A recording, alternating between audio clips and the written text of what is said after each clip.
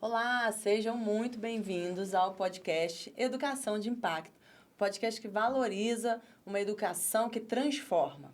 E nesse podcast nós conversamos com líderes, educadores, gestores visionários que vêm construindo uma nova forma de educar, uma nova forma de aprender, de viver a educação. Eu sou Bárbara Romeiro, sou educadora emocional da GROW, a Escola de Desenvolvimento Humano. Deu uma gaguejada, né? A Escola de Desenvolvimento Humano e de Habilidades Socioemocionais. Estou aqui com minha sócia Mari. Hello! Sou eu, Mariana Pinto, psicóloga, fundadora da GROW, Escola de Desenvolvimento de Habilidades Socioemocionais para crianças, adolescentes e adultos. Nós acreditamos que a educação ela pode sim transformar vidas e se você está aqui com a gente é porque você também acredita nisso. Então, venha junto com a gente fazer a missão, né? Desenvolver essa missão de deixar crianças melhores para um mundo melhor e não necessariamente só um mundo melhor para as crianças. Então, a gente acredita que a transformação começa na base e, por isso, os nossos convidados agregam valor compartilhando estratégias, inovações, informações e conhecimentos para que você, adulto, seja pai, mãe, vó, vô, tio, tia, professor, educador, para que você também possa fazer a diferença aí na sua casa.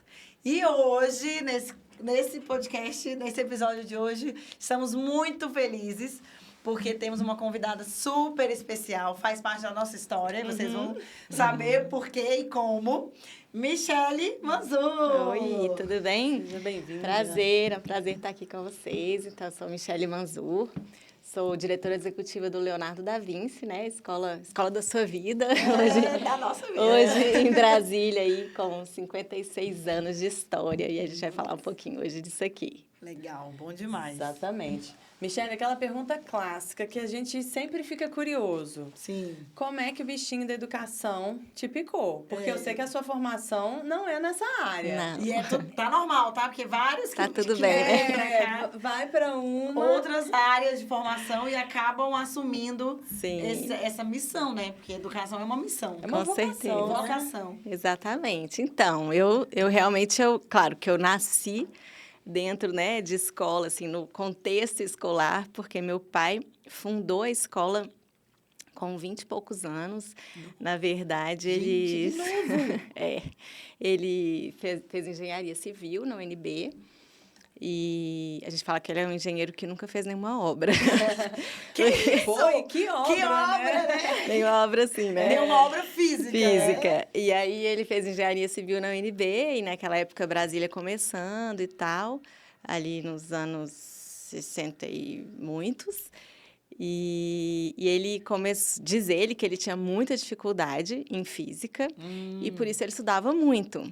E então, ele, nessa de estudar, de morrer de estudar e tal, não sei o quê, para engenharia, ele começou a dar aulas de física, juntou com uns amigos de física, matemática, no caso dele, de exatas, e outros amigos de outras áreas.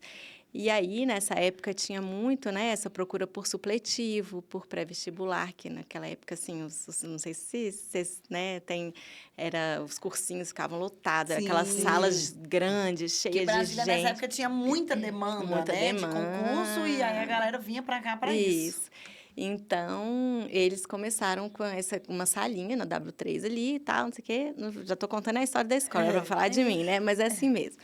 E aí com isso, e nesse processo aí, né, que começou numa salinha, depois em 1969, na W3 Sul, tinha outro nome na época, e depois em 75 eles construíram Asa Sul, depois em 95 Asa Norte, depois em 2003 Taguatinga. Então, eu nasci em 77, então eu peguei muito dessa fase punk ali, deles Da correndo elaboração atrás, mesmo, né? deles que faziam Backstage. tudo. Eles, né, bem no início, antes de mim, eles limpavam o banheiro da escola, eles arrumavam as salas. Tem até uma história interessante que ele conta que eles não tinham dinheiro à época e eles precisavam comprar um quadro negro, e não tinham, foram ver para levar o quadro com frete, um negócio ia sair muito caro e o lugar era perto. Aí eles falam, e ele principalmente era Bem aquelas magrinho. costeletas, magricela e tal. Aí diz que vão levando parecia levando os quadros, aquela W3 ainda muito Nossa, vazia. E aí diz que aquela ventania, e eles iam levando o quadro, e o quadro meio que você Quase quase sendo voando. levados pelo quadro. Então era aquela coisa muito Legal. deles fazerem tudo mesmo, né? E aos poucos foi crescendo e tal. E eu nasci em 77, sempre fui muito focada, sempre gostei muito dessa parte de arte, de criação, sempre foi o meu ponto forte, assim. E via meu pai muito nervoso, muito preocupado, porque naquela época, gente, era assim, inflação, era por muitas vezes... O povo acha que o mercado hoje para empreender é difícil, né? Mal sabe. aqueles cheques cheios de zero, né? Aquela coisa de tudo muito manual ainda. Sim. Então, assim, eles contam, né, que por muitas vezes eles quase fecharam a escola. Já teve vezes deles fazerem reunião para fechar a escola e conseguirem fazer uma reviravolta.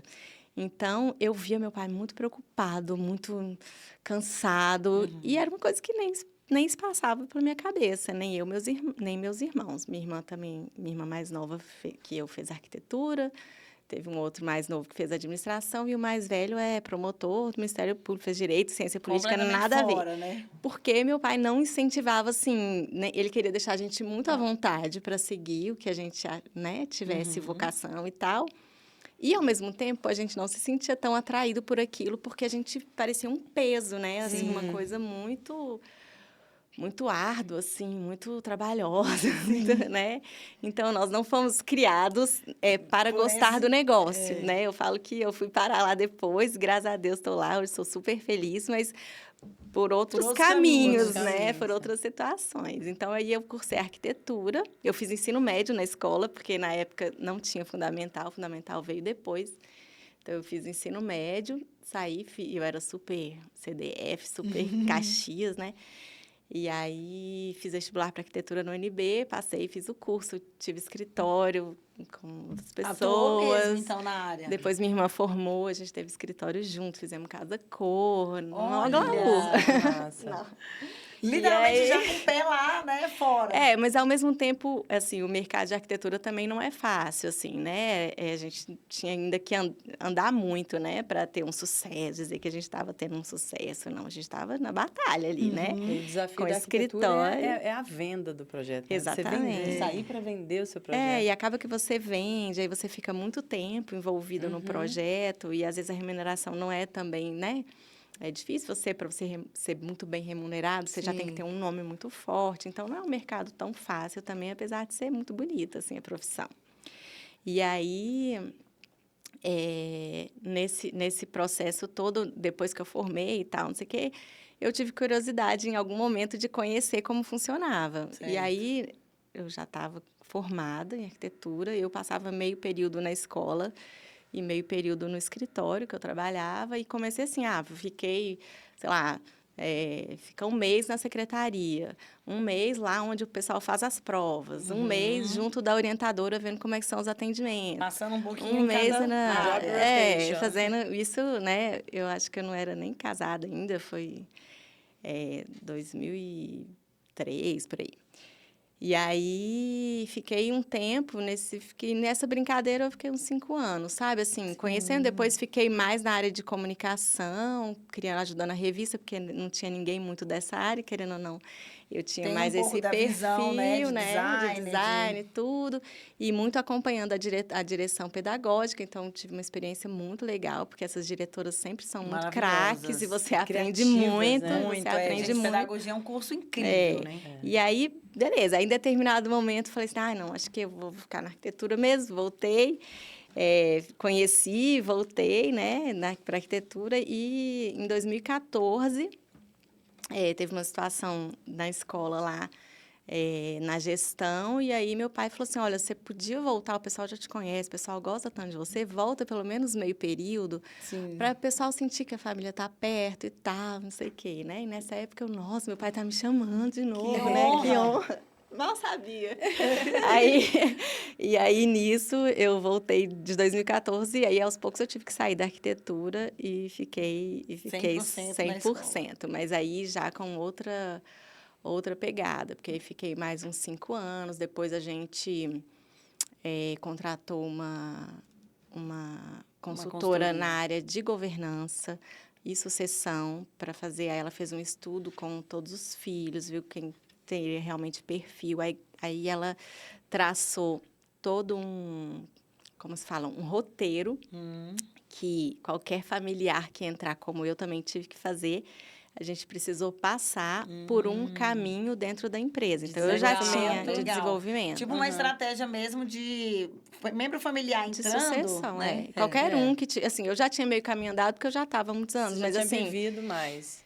Mesmo assim, a minha formação natural não era, né? Eu aprendi muito na prática ali, porque eu participava ali, eu já estava participando de todas as reuniões estratégicas e de diretoria e tudo. Eu fiquei como assessora da direção por muito tempo, né? Desse grupo de diretores, que eram 5 diretores, 1 de cada unidade, mais uns 2 diretores gerais e mais os 2 sócios. Então, eu ficava meio que assessorando eles ali. E aí, quando essa consultora, Giovana Donella, de São Paulo, foi contratada para fazer esse programa, aí ela fez um diagnóstico muito grande, assim, tanto da empresa quanto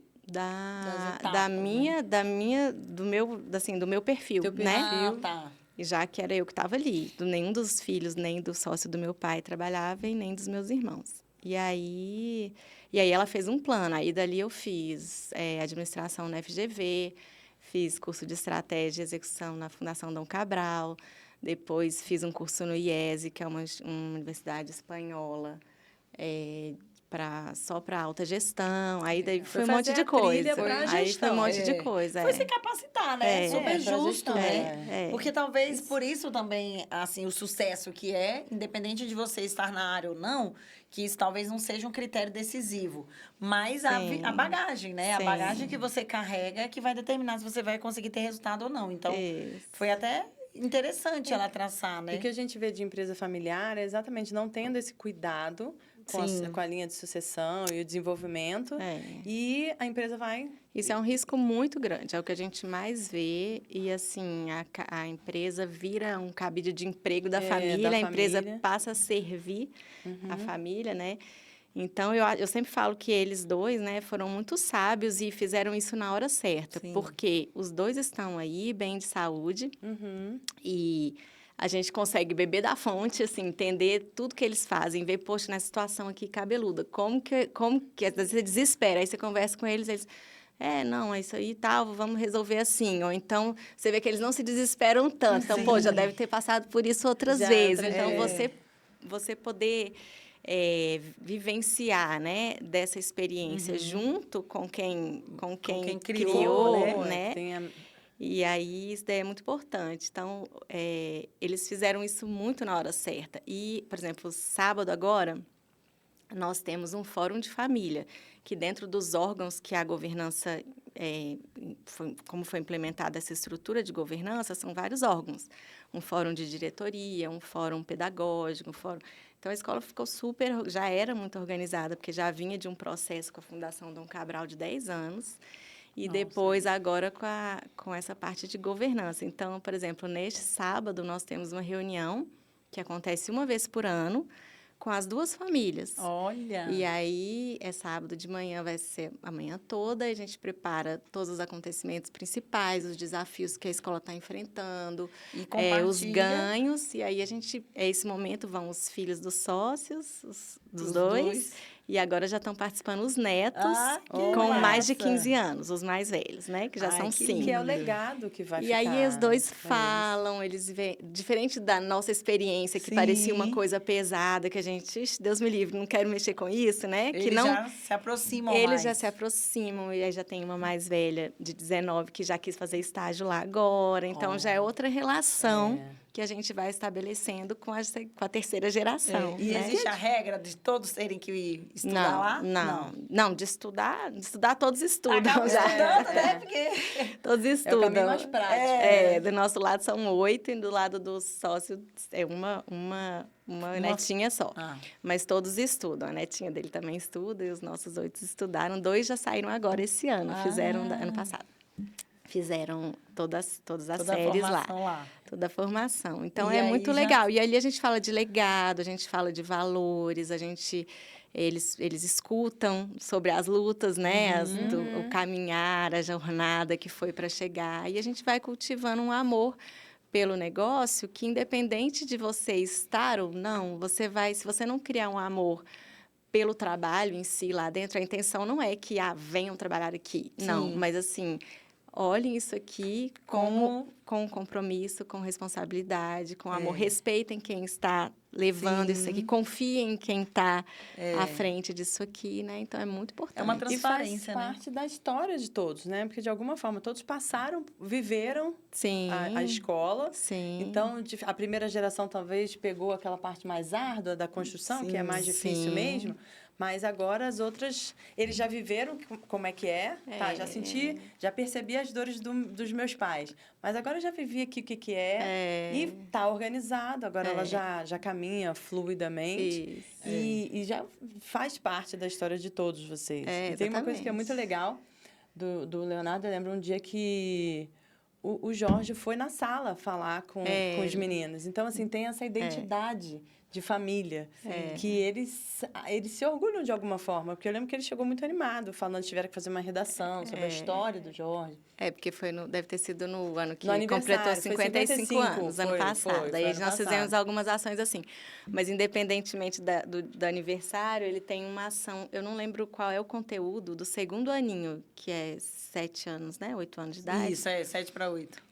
Que ele vai em todas as turmas e fala um pouco sobre a história da escola, fala como é que foi que eles...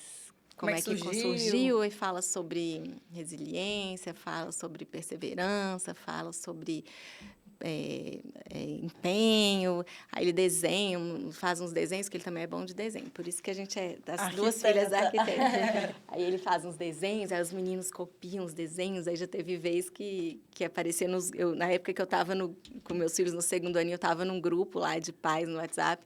Aí a mãe colocou assim, nossa, olha esse desenho que meu filho fez de um barco em perspectiva. Nossa! Ele falou que aprendeu com o dono da escola. Eu falei, que chique. Bom, né? É legal. Traz uma aproximação, porque é isso, a escola ela é uma extensão da casa. Então, o pai ele precisa também confiar, obviamente, mas não só confiar na parte pedagógica, na parte de valor. Sim. Na educação de crenças e valores mesmo, né, como um todo. Porque muitas vezes hoje a família escolhe uma escola com base nessa proximidade. Então, essa proximidade ela precisa ser concreta, né? Ser real. Com certeza. Não adianta ser ilusória, fantasiosa, porque aí, uma hora, a casa cai. E esses valores, assim, não tem como, sabe? Os valores da família transcendem para a escola de uma forma muito nítida, assim. A gente percebe dos professores, da equipe, né? Como que eles identificam na escola os valores nossos, da família, né? Então, tem algumas questões, por exemplo, ética, é uma coisa que a gente não é inegociável para nós, né? Essa coisa do acolhimento, do cuidado com as pessoas, é inegociável. Então, fica muito claro, assim, a gente já teve gente conhecido meu que falou assim, gente, eu fui lá visitar para conhecer a escola, nossa, mas o porteiro parecia que era da sua família, assim, o jeito que ele me recebeu, né? Ou, sei lá, a auxiliar de relacionamento que fez o atendimento para mostrar a escola, parecia que ele era da família de vocês. Porque também... O fato deles estarem presentes e da gente também, enquanto família, estar presente, todas as oportunidades que nós temos, a gente busca incutir isso, essa alma nas pessoas, nos funcionários. A proximidade faz esse vínculo, essa conexão, elo, né? Eu ia te perguntar isso. Quantos colaboradores, assim, no total? São uns 500 no total. Aí disso aí deve ser uns 60% de professor, 65%, Tá. e o restante de funcionário. Então, e é uma diferença, né? Porque, querendo ou não, assim, quem não está dentro de sala também precisa vender a ideia da escola, independente de ser professor ou não. E auxiliar de relacionamento, é esse o nome de quem apresenta? Ela é apaixonada pela escola. Você sente Ela que... vai, no mesmo dia, eu fui numa concorrente, mais ou menos dessa cor assim, e fui no Leonardo. E o Rafa que foi, ele que eu falei, filho, a decisão vai ser sua. Sim. A gente já tinha passado por outras experiências. E aí a outra, nossa, aqui você nunca mais vai brigar por quadra. Aqui tem 6 quadras. Aqui tem 4 laboratórios. Aqui tem isso, isso, aquilo, outro. Aí ele foi no outro. Ah, menina, gente, Rafa, você vai amar aqui. Vem cá ver a biblioteca. Aí Pegou o ponto dele, Pegou né? o ponto dele. Porque eu acho que ela também já foi fazendo umas perguntas, só que na hora eu não me toquei. Porque Sim, ela uma já foi anamnese. conversando com ele. Captando, Exatamente. né? Enquanto uma foi mais nas mais instalações, procurado, no né? que é Talvez o que é mais padrão pra procurado. todos. A gente sempre fala com essa equipe assim, que eles precisam mostrar, quem mostra a escola pouco interessa assim o que é o espaço em si físico, mas o que acontece lá, né? Você tem um laboratório lá cheio de bicho lá dentro eles ficam super curiosos, mas o que acontece naquela aula, como que A experiência, qual a né? experiência, né, que tem ali, né? O auditório. Todo mundo conhece um auditório, um espaço com uma tela lá, um palco, um monte de cadeira. Mas o que acontece aqui, né? Então, a gente sempre fala para elas trazerem muito dessa questão do significado, né? Dos ambientes. E as pessoas realmente se apaixonam, assim. A equipe é muito comprometida e muito apaixonada pela causa, né? Eu escuto muito... hoje em dia, né, essa linha de empresarial fala muito, aquele Simon Sinek também fala muito da questão do propósito, do porquê, né? E eu olhando, eu peguei a coisa semi-pronta, que é, querendo ou não, é muito mais fácil, né? Você não pode estragar o que está feito. Estruturado, Você não vai né? estragar. Não quer dizer que é fácil, É né, fácil, Michele? não, é fácil, quem quer estragar consegue, né? Mas é difícil de manter. Mas, assim, querendo ou não, muitas batalhas já foram vencidas, né? Já não é um mapa perdido, não tá em branco, já é um mapa direcionado. Não, e tem o exemplo, e tem pessoas mais antigas. A gente tem funcionários de 40 anos de casa que ainda estão lá e funcionando muito bem, e super apaixonados, indo para a escola trabalhar como se fosse o primeiro dia. Então, eu olho para trás e falo, qual foi esse diferencial? O que fez essas pessoas, o que faz essas pessoas ainda estarem assim? Exato, num tempo em que as pessoas mal querem ir trabalhar, né? E por que pessoas querem ir trabalhar há 40 anos e ainda assim motivadas? E num ambiente que, em teoria, é estressor, né? As pessoas hoje têm reclamado de ser um ambiente cansativo, todo mundo meio desgastado. Né? Eu acho que, assim, a vida hoje em dia do professor é muito desafiadora, né? Com todas as questões, né? De adolescência, saúde mental e tudo. Mas eu olho assim, eu acho que talvez sem planejar muito, né? A gente conseguiu ir colocando esse propósito dentro das pessoas. Assim, tem uma reunião que nós fazemos todo semestre, que chama Qualivince. Começou com um programa de qualidade, que nós começamos há muito tempo, até antes de eu chegar. E aí, dentro desse programa, eram várias ações, assim, mapeamento de todos os processos da escola, toda essa parte de gestão, e um deles era esse mini curso que eu falo que é um mini curso, é tipo uma lavagem cerebral, assim, que coloca mesmo a alma da escola nos novos professores. Então, a gente pega todos os contratados de agora até fevereiro, né, que é o início do ano, e aí no meio do ano, fazemos em fevereiro um momento de Qualivince, que é essa manhã, que vai de 7h30, exatamente, vai de 7h30 a 1h30, e aí tem uma fala dos 2 mantenedores, que falam muito da parte da história, o professor Dal fala da história, de como é que foi todo o processo, aí meu pai vem e fala muito de que é importante dentro de uma sala de aula, como é que o professor tem que chamar, como é que ele tem que despertar a atenção do aluno, quais as prioridades da escola. Tem uma vaguinha em fevereiro. Pra assistir. Como mosquinha, sabe aquela mosquinha que fica observando? Quais as prioridades da escola, fala de uma forma muito assim.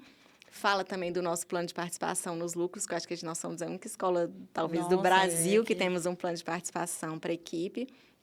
E depois eu venho e falo da parte mais... operacional, né? Do planejamento estratégico, da parte mais de gestão mesmo, de projetos, né? E toda essa parte. Então, é uma manhã, mas dali a pessoa já sai, assim, com um banho de encantada, né? Já sai com sangue, né? E você vê o resultado na prática quando começam as aulas. Sim. E aí, eu já vi comentários assim, mamãe, a professora X, ela é apaixonada por dar aula. E assim, a criança sente isso. Com certeza. Então, eu me lembro, isso não sei se foi no quarto, que ele chegou muito impressionado com a professora que era outra, que era apaixonada por... Ela parece ser muito feliz dando aula. E a gente pensa que não, assim como tem aqui é muito feliz, o que também está... se arrastando também chama atenção. Pô, parece que ele não está gostando, não sei o quê. Então, assim... E contamina, né? Contamina E no universo desse tanto de gente, sempre vai ter. Você não vai conseguir não é 100%, né? Mas a gente busca acima da média ali, né? Não, e busca, assim, alguns mecanismos para manter essa qualidade total, assim. Entendi. Então, na avaliação de desempenho periódica, com um processo de feedback bem sistemático, né? Um acompanhamento, por exemplo, a coordenadora assiste algumas aulas, tem uma lista lá de os professores novatos, até tal data elas têm que assistir as aulas dos professores para poder dar um retorno. Então, assim, a gente busca um acompanhamento muito único, muito, né? E vocês começaram a enxergar isso mesmo, de fato, como uma empresa ou como uma gestão mais profissional, administrativa operacional, porque não é toda escola que traz isso, né? A gente acabou de ver um diferencial exorbitante, porque muitas escolas também começam pequenas, não é um problema, também são familiares, o que não é um problema, mas talvez não tenha esse ponto de inflexão de perceber que eles são uma empresa. Que é necessário ter capacitação, que é necessário ter conexão, né? Uma frequência, uma avaliação, um feedback. Viver aquilo como processos como uma empresa. Né? Essa necessidade, ela começou a aparecer a partir do momento que não era mais uma unidade só, né? Tá. A partir do momento que eram 2 unidades, a gente precisava fazer com que as coisas andassem juntas e parecidas, porque é o mesmo, inclusive os professores circulam, né? Os professores, por exemplo, o professor dá aula em 2 unidades, tem professor que dá aula nas 3, quando os meninos são maiores, né? Fundamental, anos iniciais, não, porque é uma professora regente que fica o tempo inteiro com a mesma turma.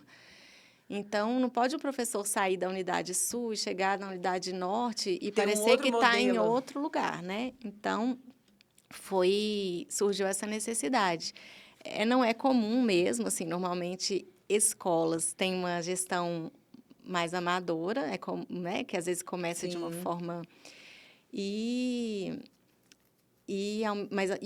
ou a escola vira uma escola de grupo de investimento, que é o que tem mais acontecido no Brasil hoje. Que também perde, né? Que aí perde tudo isso que eu falei da aula, né? Da identidade, tudo que a gente conserva. Aí já é demais, né? Aí é o extremo e o outro. Ganha em alguns processos, certamente, né? Assim, que você vira uma rede, você tem, né, a quantidade de material que às vezes baixa até valores e tal.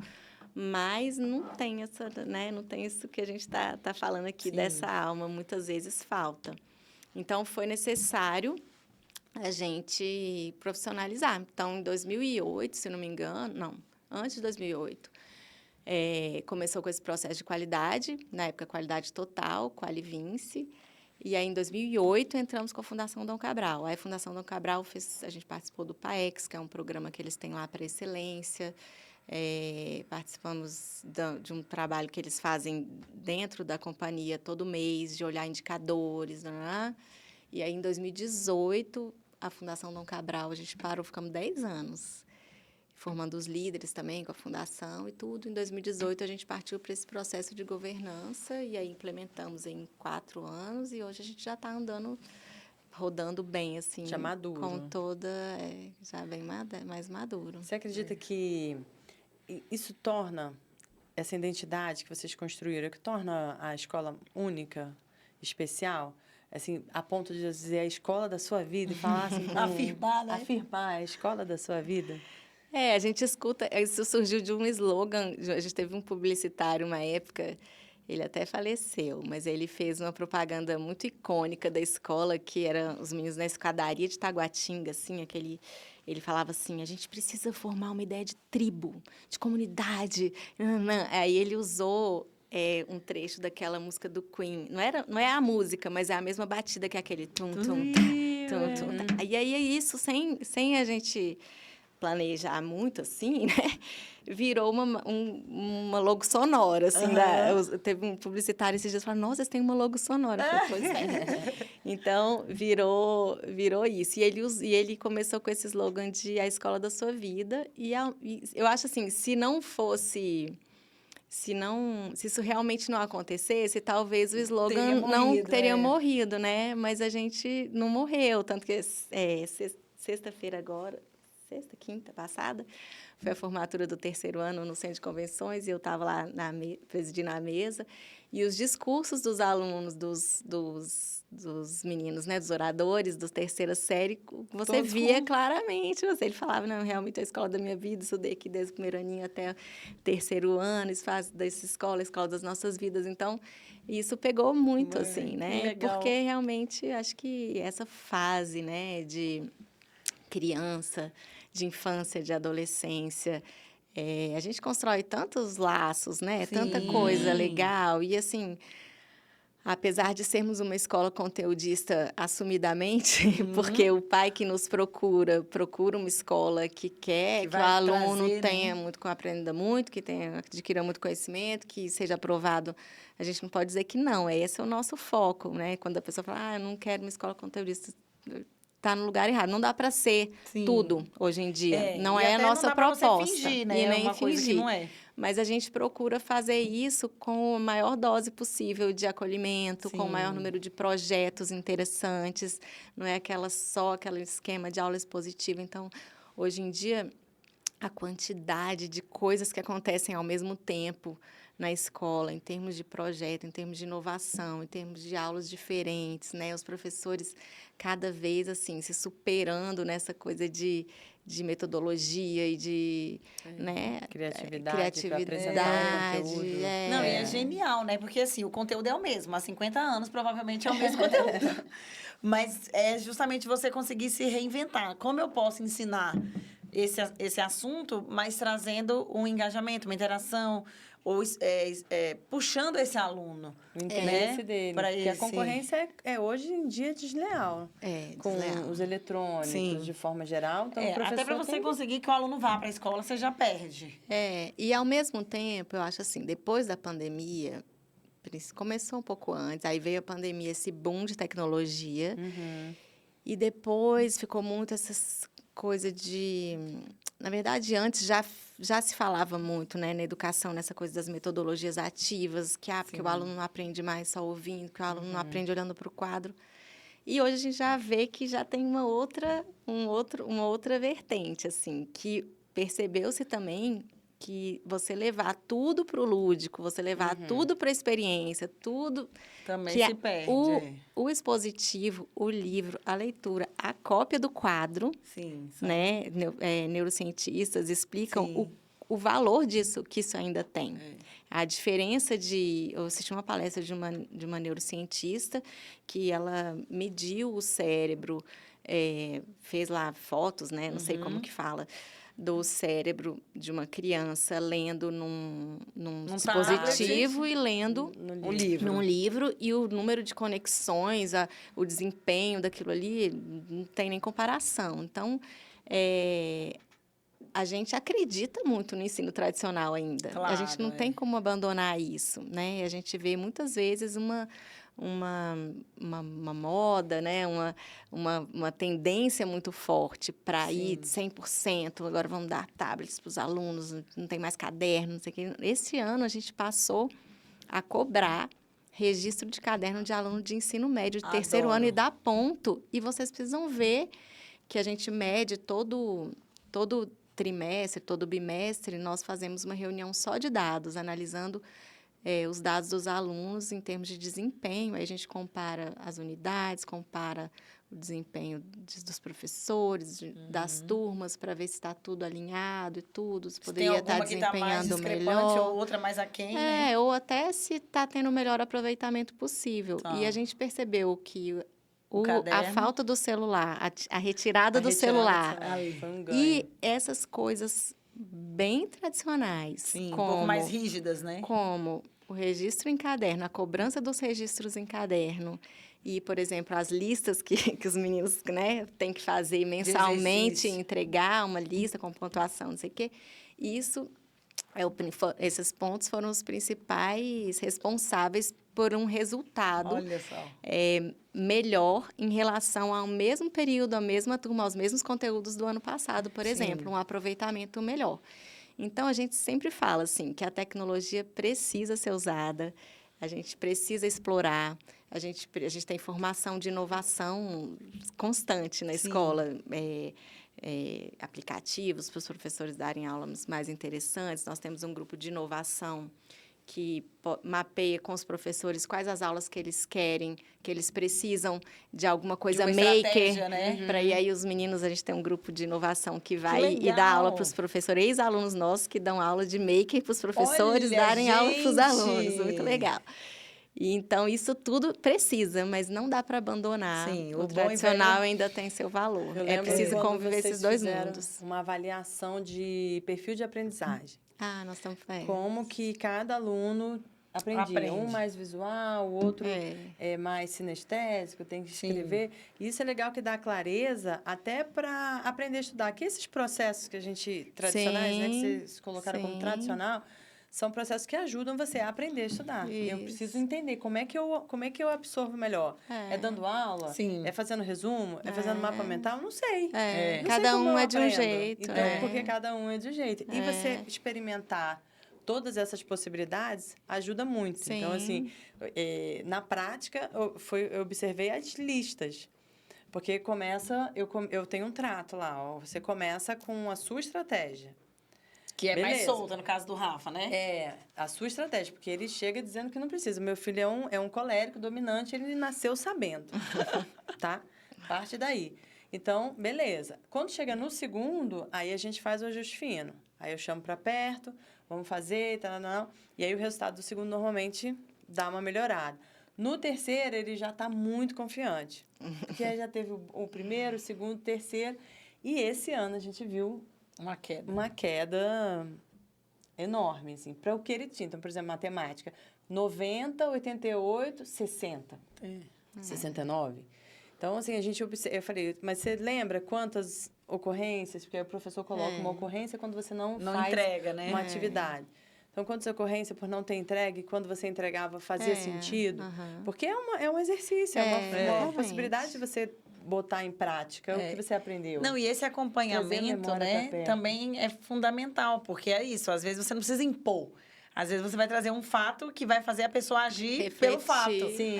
Você não precisa falar sobre o fato, você apresenta, tá aqui, Com X listas, você me entregou Y e o seu resultado foi Z. Com X listas, você me entregou X1 e o seu resultado foi X2. Então... Eu faço gráfico de performance para perceber. Porque, às vezes, quando não faz sentido, e muitas crianças eu observo, porque eu estou sempre ali no meio deles, ouvindo eles, se não faz sentido, cria uma resistência. Eles criam uma resistência, porque o professor X é tal, o que ele pede não é legal. Então, assim, até porque quando pega implicância também, já nada mais funciona. Sim, tudo que o professor fizer é péssimo.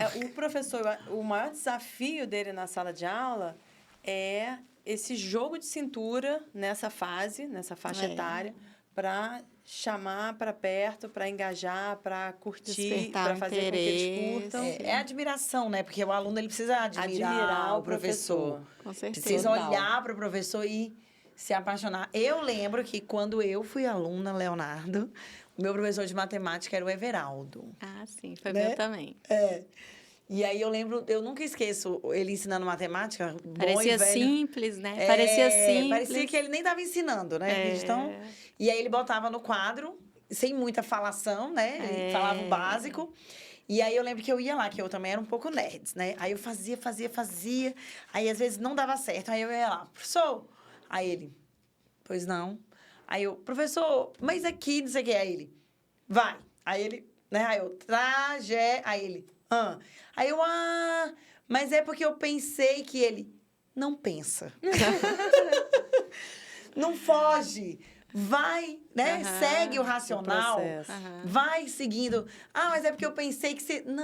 Não precisa pensar demais. Você tem que pensar o básico aqui, ó. E aí você vai ver que não tem muita floreada, né? Ainda mais matemática, que eu lembro que era assim... Era eu terror, sou de humanas, né? Você me dá uma história aí que eu traduzo tudo. Agora, cálculo, Deus me livre. Então, eu lembro que eu sempre ia, né? Não, mas aqui, então, puxa aquela fórmula, puxa aqui, esse número sobe. Aí ele... Vai pelo caminho mais simples e básico.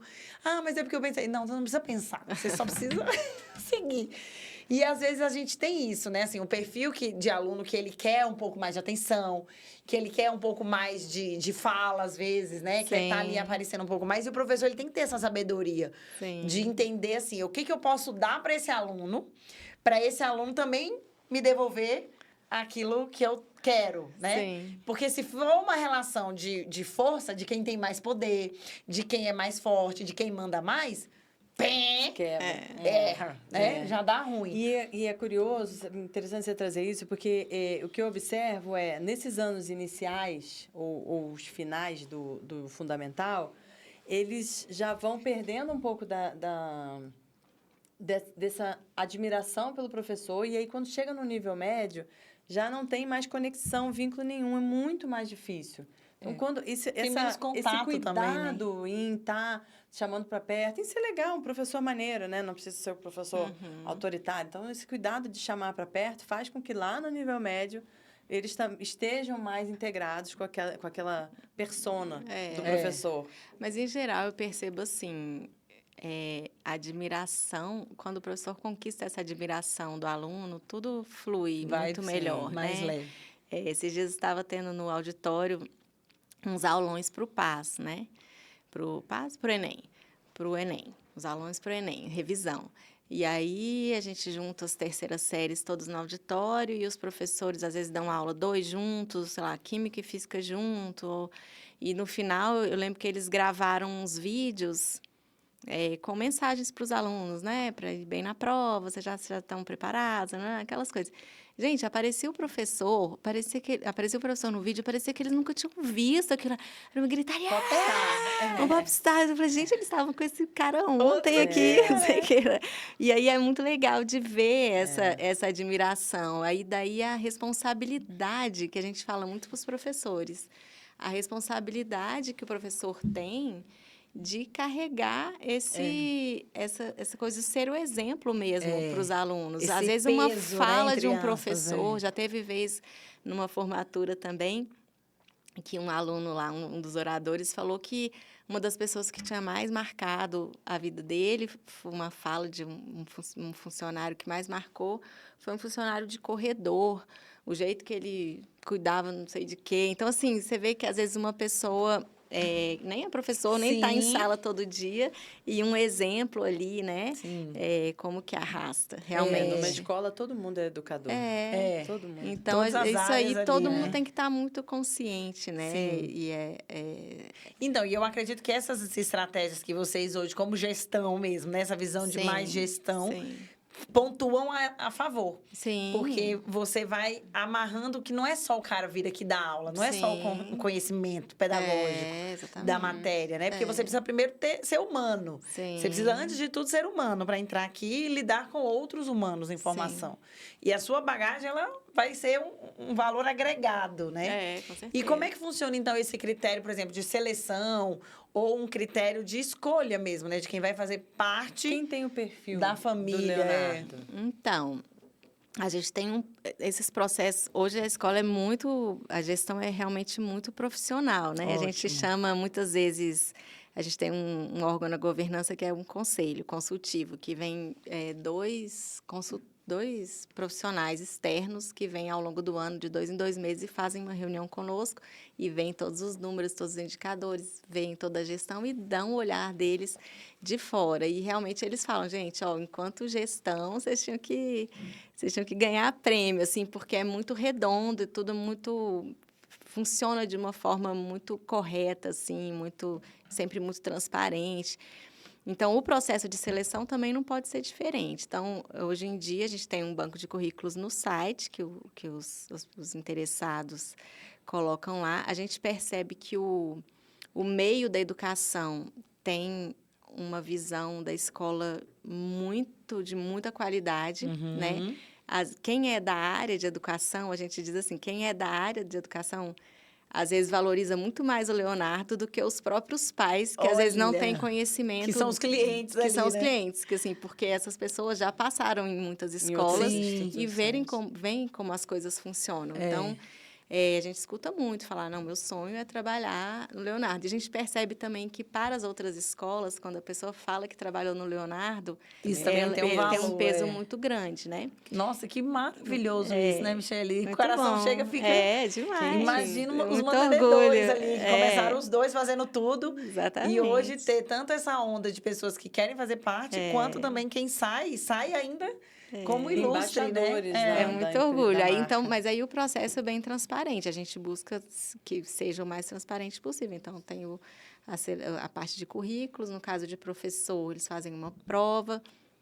Depois tem uma prova prática, com uma aula mesmo determinada. Você vai dar aula para o 5º ano. Então, prepara uma aula de 5º ano. Aí, participam dessa aula, normalmente, alguma das diretoras pedagógicas de uma das unidades, a coordenadora e, às vezes, mais algum professor de referência. E, a partir dali, então, é prova, entrevista, currículo. Dependendo da seleção, se for coordenação, aí é um processo um pouco diferente. Mas a gente faz questão de fazer todas essas etapas e, muitas vezes, a gente consegue também ter a participação de profissionais das 3 unidades. Então, assim, se tem a coordenadora da Unidade Sul e da de Taguatinga, porque é mais um olhar para aquele experiência ali, né, de seleção.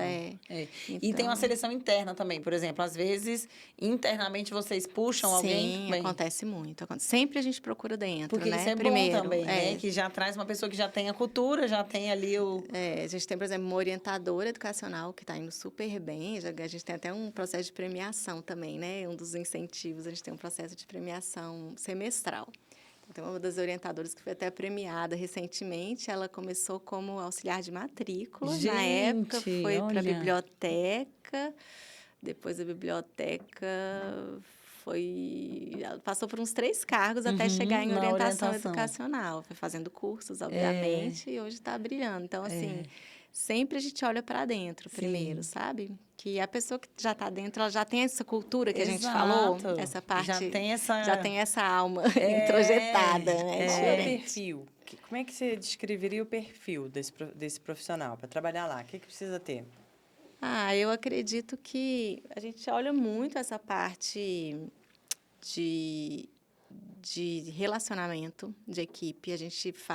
Às vezes a gente fala que é melhor, principalmente para esses cargos de gestão ou esses cargos de equipe técnico-pedagógica, coordenação, orientação, direção, principalmente. Principalmente por sermos 3 unidades e tudo ter que funcionar junto e igual, se não for uma pessoa que tenha essa questão das soft skills, do relacionamento, de trabalho em equipe, ela pode ser a mais capacitada que vai dar errado.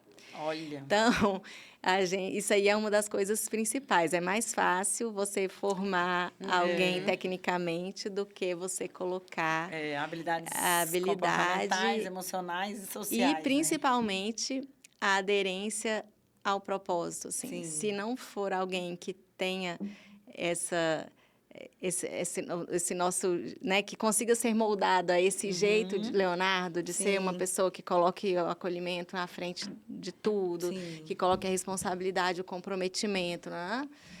aquela Fica pessoa que difícil, vai lá, né? quer dar aula dela, quer ganhar e quer ir embora e não tá, sabe? Assim, esse perfil não vai dar certo. A gente sabe que não vai. E é tão bom, né, ter essa clareza, assim, porque isso até facilita. A gente acha que, nossa, mas aí vai ser difícil. Pelo contrário, isso já dá uma selecionada, né? Você separa logo o joio do trigo e Isso. fica só os bons mesmo. E realmente, assim, a demanda da escola é muito exigente, porque a equipe de gestão é uma equipe que luta para manter esse padrão de qualidade. Sim, são os principais, Então, né? se a pessoa não tiver, né, essa abertura para crescer, para melhorar, para ter um feedback e dar a volta por cima, Chegar e e correr ficar lá atrás, só fazendo o que tem que fazer, basicamente, não fica. eu acho que o comprometimento, hoje em dia, assim, eu acho que a marca da nossa equipe, assim, é o comprometimento.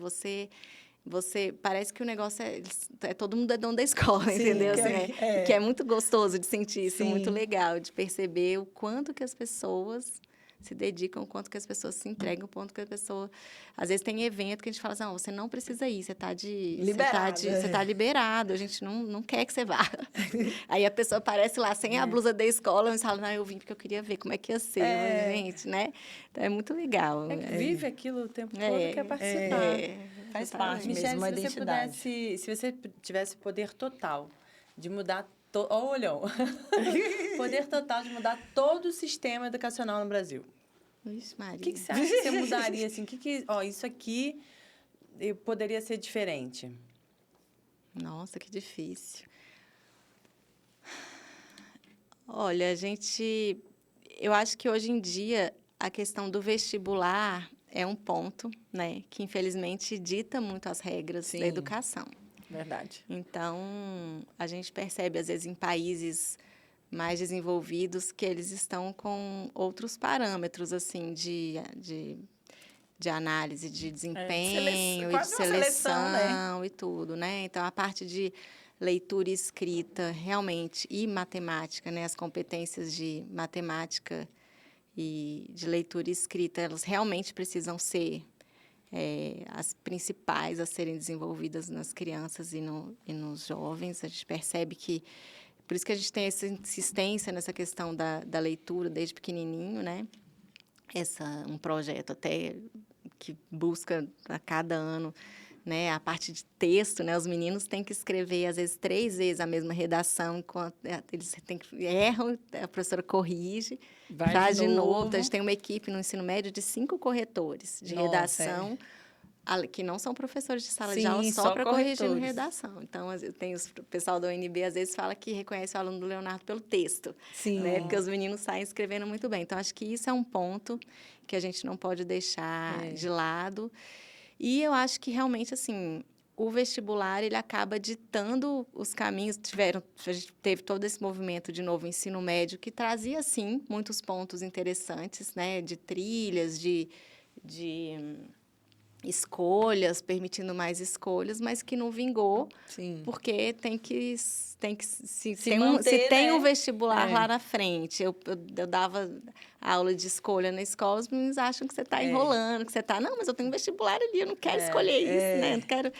Então, a minha escolha é passar. A minha escolha é passar. Então, assim, eu acho que o sistema todo, assim, em termos de organização, às vezes é um pouco equivocado na forma até de se colocar as coisas. As escolas ficam, muitas vezes, perdidas, né? Nesse caso do ensino médio, ficou muito evidente, assim, que o projeto ele era até bom, mas ele não conseguia se sustentar. Não conseguia, porque a gente tinha um vestibular extremamente conteudista lá na frente que a gente precisa dar conta dele, né? Então, e também não dá para isso, né? As escolas todas fazem um pacto. Vamos todas relaxar, né? Para quebrar ali na frente a estratégia do vestibular. Eu acho que a valorização do professor como um todo, assim, né? Estou falando em escola pública, particular, governo e tudo. Todas as áreas e isso aí era, talvez, seja o ponto principal que a gente precisava mudar para conseguir. Já tem componentes curriculares que a gente já tem dificuldade de seleção. Porque hoje em dia o pessoal não quer mais ser professor de algumas matérias, né?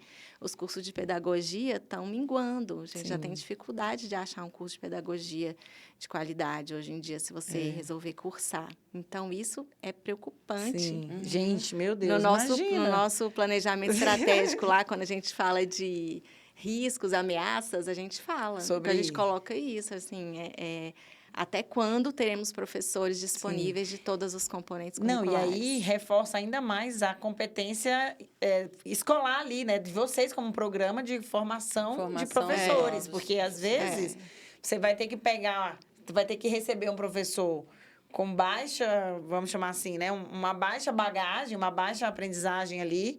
E você vai ter que depositar nele o conteúdo necessário para seguir com o seu projeto, né? Ou com o seu programa. Então, é difícil você pensar nisso. Porque aí qualquer um, então, pode ser, né? Você vai...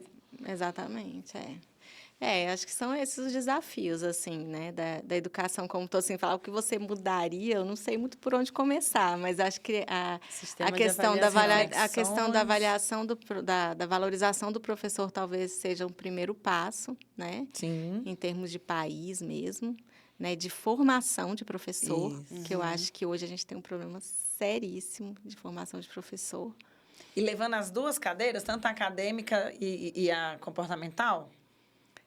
Acredito que comportamental, porque cada vez está mais desafiador, aí né? Mais sociedade. Não, e cada vez está mais professor. desafiador. Você tem uma turma de 30, de 35 alunos. Hoje em dia, a gente tem tantos diagnósticos diferentes numa mesma turma. Tem essa questão da inclusão, tem essa cobrança, né? essa cobrança de conteúdos que a escola precisa dar conta. E, ao mesmo tempo, todas essas questões, tanto emocionais quanto específicas aí de diagnósticos e tal. Então, realmente é desafiador. E esse professor, ele precisa estar bem emocionalmente, ele precisa estar bem formado, ele precisa ter motivação para estar ali todo dia. Ele precisa estar na cultura, né? Ele precisa amar muito o que ele está Super-homem. fazendo para conseguir fazer a diferença, né? Na vida engraçado dos que alunos. a gente já sabia, né? Assim, a gente não é da área de educação, mas a gente já percebe pelo resultado que a gente vê nas crianças. Então, o que a gente vê são os alunos. Sim. Se os alunos são resultados de um meio, qual é o meio? É o meio dos professores. Então, é uma evidência que a gente já identifica de que alguma coisa ali na sala de aula não está funcionando. Então, o que não está funcionando, né? E aí, talvez seja isso, elencar quais são esses desafios e possíveis caminhos de solução. Porque você trouxe essa questão da ameaça de não ter profissionais em número, né? E talvez os que surgirem aí, mesmo assim, ainda não atingirem uma média ali básica, digamos, de conhecimento acadêmico e comportamental. Você vai chegar no momento, vai ser o quê? IA?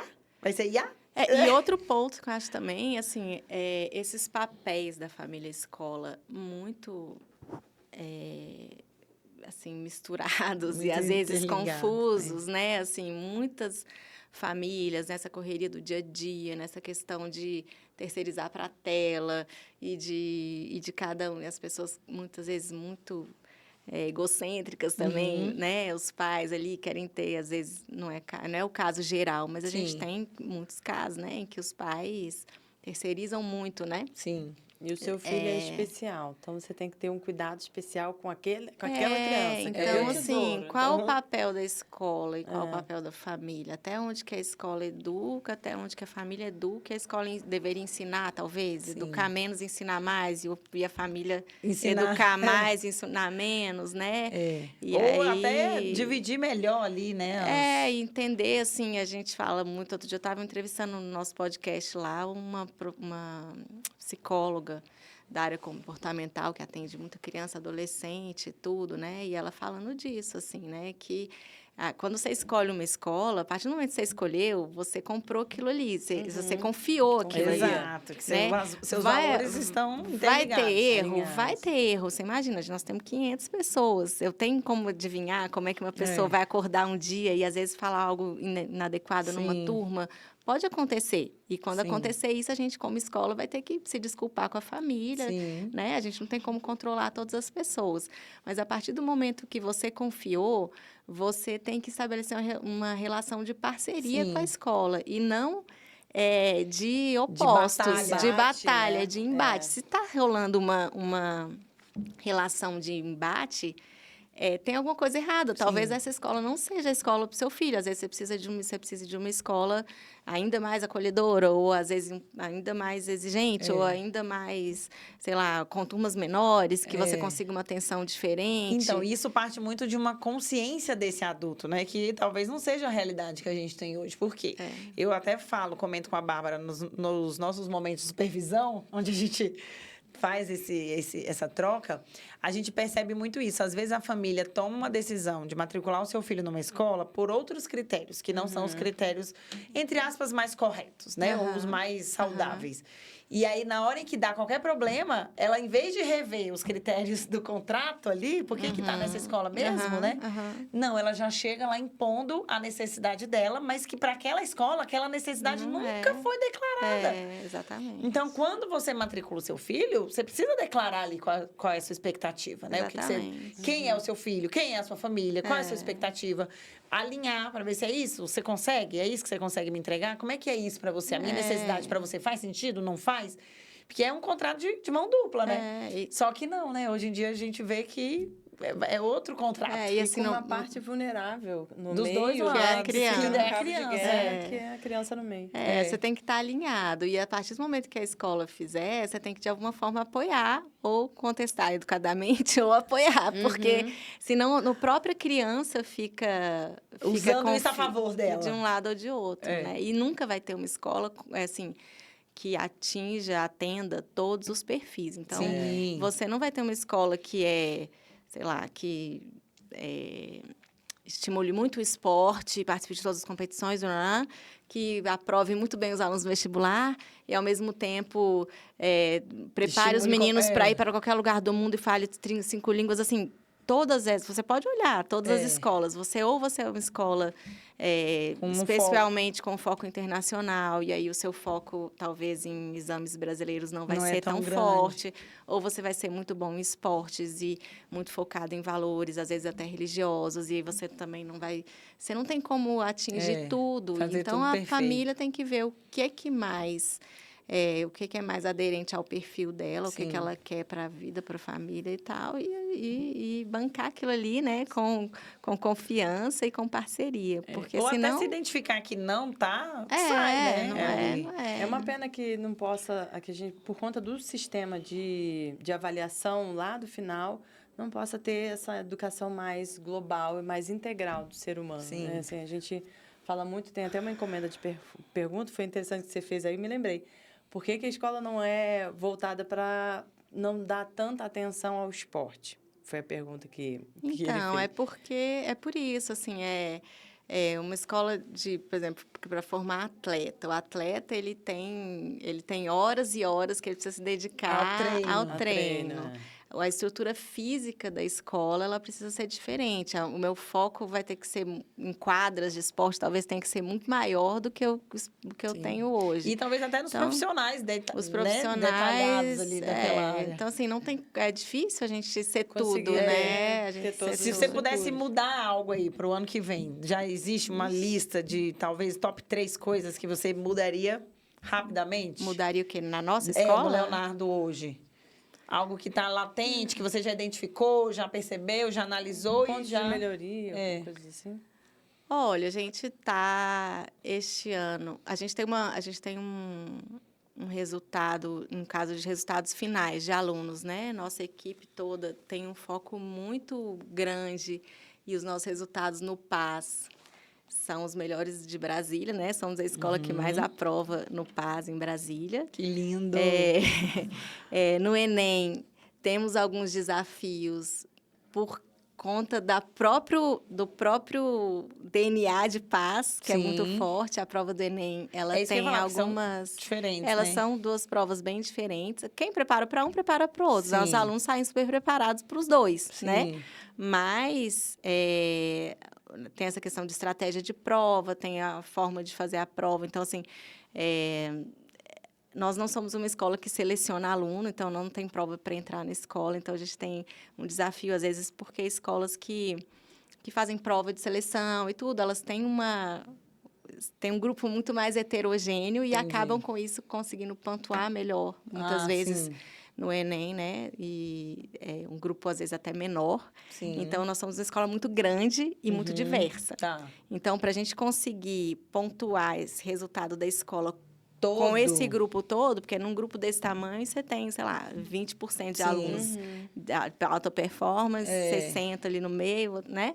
Então, a gente sempre faz a nossa avaliação de dados, de resultados, sempre olhando assim. A gente sempre tem que ter o olhar de pegar o menino que é nível 1 e passar ele para o nível 2. O 2 passar para o 3, né? A gente sempre tentar esse olhar. Então, esse desafio de ranquear, que hoje em dia o povo solta esses rankings no Enem. Que a gente já sabe que é e tudo, né? que é meio furado, mas a comunidade ainda olha. Sim, ainda é um critério. Ainda olha como critério. Nós que somos da área sabemos que a consistência da educação fala muito mais alto, né, ao longo do tempo. Mas esse ranking, assim, às vezes ele nos incomoda um pouco no sentido da comunidade, às vezes, não enxergar todos os lados. Não conseguir e a gente precisar, né? e ainda correr atrás desse ranking. Então, esse ano abrimos uma turma específica para medicina, que foi super bem, foi super sucesso, a turma MED. Abrimos outro grupo focado em jornada de saúde, com experimentos, com coisas que também foi super legal, porque a gente percebeu também por meio de pesquisa o número de alunos nossos que queriam essa área de saúde, assim, foi bem impressionante. Então, todo ano a gente está tentando inovar, trazer novidades, assim, no sentido de melhoria, assim. Acho que a gestão, a gente tem que manter essa gestão aí sempre profissional, né? A seleção de equipe sempre também com todo cuidado. E é isso, acho que conseguir entregar, assim, hoje em dia tem poucas coisas assim, né? Todo ano a gente tenta aprimorar, mas são ajustes. Hoje em dia, como a escola está muito madura em todos os sentidos, são ajustes finos, porque o nosso posicionamento é muito claro, assim, nós queremos ser uma escola forte em termos de conteúdo, que prepara, mas, ao mesmo tempo, que consegue equilibrar todo esse lado de valores e tudo. Por isso que a gente tem tantos projetos também, porque, normalmente, escolas muito aprovadoras, elas tendem, principalmente quando chegam no ensino médio, a se assemelharem muito a cursinhos. Exatamente, né? E esse não é um perfil que a gente acredita enquanto escola, né? Então, a gente busca manter aí os dois lados e tenta entregar esse equilíbrio de uma forma... E vem conseguindo, né? Porque hoje certeza, a gente sabe que são grandes alunos que saem de lá, até com esses oradores aí recentes que você trouxe, né? Não, a gente tem mais felizes, né? Isso, a gente fala, meu pai fala muito isso. Ele fala assim, não adianta o aluno sair daqui aprovado em tudo e depressivo. Então, a gente quer que os alunos sejam felizes na escola. Isso está na nossa visão, né? Assim, que eles consigam construir a felicidade, que eles consigam enxergar dentro de tudo que a escola oferece, né? São os pontos que eles podem crescer, que eles podem... E ser felizes, é isso que a gente quer. Que né? bom. Cada um hoje começa com o primeiro ano do ensino fundamental 1. Primeiro ano do fundamental. E vocês têm esse olhar pro infantil? Não, né? Não. É fundamental 1 Nós começamos de cima para baixo, né? Começou com o cursinho e foi descendo. E aí, depois o cursinho. A gente achou que não faria sentido nós termos um cursinho ao mesmo tempo que uma escola. Querendo ou não, a gente já está preparando para sair. Aí não E aí, aos poucos, a gente acabou com o cursinho, mas não temos a intenção de descer. É muito específico, a gente fala, já sabemos... outra escola, né? Já sabemos fazer o que nós fazemos. Eu ia até perguntar isso, mas nosso tempo já está aqui quase acabando, vou deixar para um próximo episódio. Mas se existe essa diferença, por exemplo, Fundamental 1, Fundamental 2 e Ensino Médio, a gente sabe que existe, mas como que você enxerga isso, uma vez que o seu aluno, quando entra no primeiro ano do Fundamental 1, a tendência é que ele chegue até o final, né? Então... O que você desenvolve ali para fazer essa jornada ser completa, né? Assim, acho que cada fase é uma fase, né? E o nível de cobrança, ele precisa ser adequado a cada fase. Então, a gente tem ali primeiro e segundo ano não tem nem prova, né? Eles são relatórios e tal. E aí, se você pegar o nosso fundamental anos iniciais, é carregado de projetos. Muitos projetos. E ali a gente percebe, xadrez, horta, flauta, negócio de leitura demais, né? Produções culturais culturais e tudo. Vai chegando no Fundamental 2, você vai preparando o aluno com um pouco mais de conteúdo, reduz um pouco os projetos e vai até chegar no ensino médio, focar mais mesmo nessa preparação. E os prédios continuam separados, né? Porque eu lembro que... Depende da unidade. A unidade sul é menorzinha, a gente não tem 3 prédios. Então, a gente tem o Fundamental Anos Iniciais em um prédio e o Anos Finais e Médio num outro prédio, apesar de que foi totalmente reformado aí nos últimos 3 anos. A unidade norte é maior, a gente consegue ter um prédio para cada segmento e Taguatinga também. Legal. Então, depois a gente tem que marcar visitas para conhecer os 3 prédios. Isso. Né? Foi um prazer, Michele, a gente faz um tour. A gente faz um tour. Foi um prazer te ouvir, assim, conhecer a parte por trás, né, do que a gente vê. Porque, de fato, é a escola da minha vida. Gente, tá vendo? Eu lembro eu tinha que vir para ouvir isso hoje. Eu tenho amigos da época da escola, assim, sabe? Amigos íntimos que estiveram junto comigo na vida mesmo, né? Você sabe que tem noivas que já vira e mexe, aparece uma noiva lá, falando assim, olha, eu conheci meu marido aqui, a gente quer fazer o vídeo da nananã. Sessão de fotos. Aí esses dias teve um que filmou, mostrou, tipo, encenou, entregando o bilhetinho na aula, não sei o quê. Gente! Atrás do pilar, eles lá, de mãozinha dada. Então, assim, toda narrativa, né? Já foram várias noivas. Não, mas legal. Eu lembro que eu ficava na escola até de noite, Olivince, os ensaios, as feiras que a gente montava a sala. Eu tenho fotos, eu na sala. E aí eu lembro que eu passava por algumas turmas que, né, no 7º, 8º ano eu era um pouco, né, apimentada, assim. E aí a gente passava por várias turmas, 7º E, depois 7º D, e aí ia ficando de tarde pro laboratório. Gente, assim, memórias incríveis. A gente vê que marca, né? Marca anos mesmo. Depois, são essas experiências que marcam a gente. E aí eu lembro até que eu me frustrei muito, porque no 3º ano a minha família se mudou. A gente morava na Asa Norte, na 13, e aí a gente se mudou para Águas Claras. E aí a minha mãe me tirou de lá. E eu lembro que eu fiquei arrasada, não tinha Taguatinga ainda. E aí eu ficava arrasada e eu já ia lá pra escola. Eu saía da escola que eu tava, pegava o ônibus e ficava lá na frente esperando os meus amigos saírem. Ali naquele tio, né, que ficava as lojinhas lá pra baixo. E a gente ficava lá e eu revia os meus amigos. Então, foi um prazer te ouvir. Bom demais, foi te ótimo. Conhecer. Bárbara é mãe de aluno, né? E os nossos filhos são coleguinhas. Da mesma sala, né? Acho que eles esse ano não estão na mesma sala. Esse ano não, eles estudaram ano passado. Mas eles se encontram de novo aí pra frente. Não, e assim, dentro do meu histórico de pacientes, eu tenho muitos também. Assim, que eu já atendia. Tanto lá de Águas Claras, né, que estudam em Taguatinga. Da Asa Sul eu tenho vários também. A Júlia, tem o Daniel. Ixi, tem um monte. Na GROW tem também, né? Na GROW tem o Álvaro, né? Também tem. O Álvaro, tem mais alguém? A Júlia é o quê? Não. Júlia Koch. Então, olha... Alunos do Leonardo da Vinci, comenta aqui se você já foi aluno, se você é aluno, se você quer ser aluno.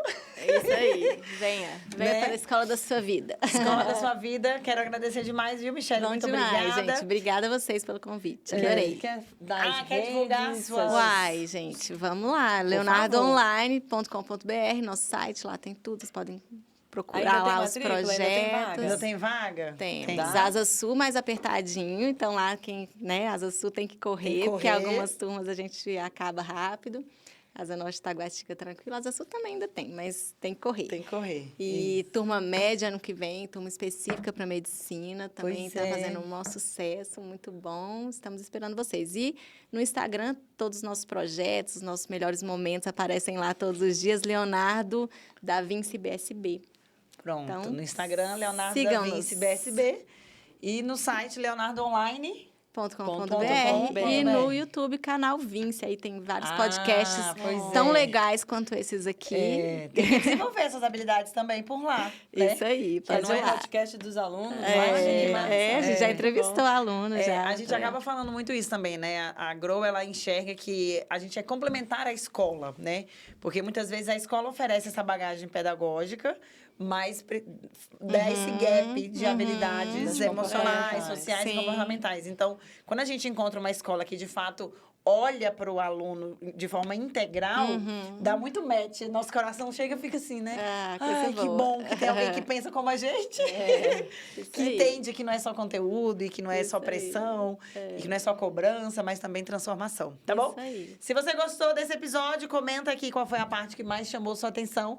Curte, compartilha, deixa sua pergunta. Quem sabe numa próxima oportunidade lá no Leonardo, a gente pergunta para Michelle e traz a resposta aqui para você, tá bom? Isso aí, as ordens. Obrigada. Beleza. Até o próximo episódio. E a Aham. gente se vê. Não deixa de compartilhar. Sim.